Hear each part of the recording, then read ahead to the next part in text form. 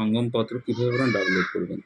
তো আপনারা এর আগে স্কুলের একটা রেফারেন্স নাম্বার লিঙ্ক থেকে আপনারা সেখানে যোগা রেজিস্ট্রেশন করেছিলেন এবং যোগা রেজিস্ট্রেশন করার পরে আপনাদের জিমেইলে একটা রেফারেন্স নাম্বার এসেছিল। দেখুন আমার রেফারেন্স নাম্বার।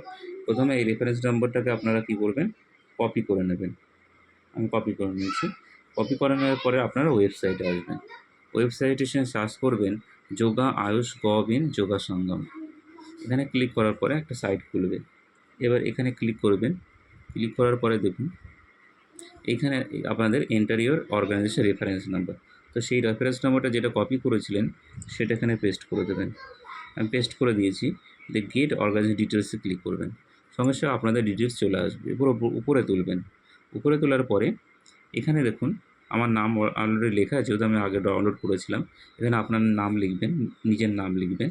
নিচে আপনাদের ভেন্যু মানে আপনারা যেখানে যোগাটা অনুষ্ঠিত হয়েছে সেটা লিখবেন। লেখার পরে ওপরে তুলবেন পার্টিসিপেন্ট ডিটেলস। পার্টিসিপেন্ট ডিটেলস সেখানে কতজন অংশগ্রহণ করেছিল সেটা আপনারা লিখবেন। লেখার পরে দেখুন এখানে বলেছে আপলোড ইভেন্ট ইমেজেস। এখানে আমার আপলোড করাই আছে ছবি। আপনারা এই আপলোড করতে চাইলে ছবি সিলেক্ট ইমেজে ক্লিক করবেন।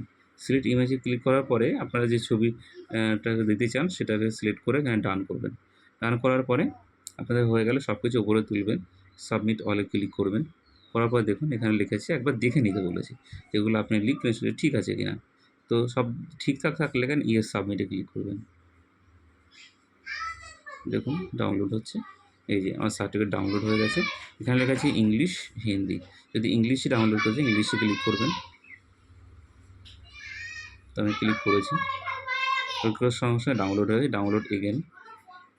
এই যে অ্যালো করলাম।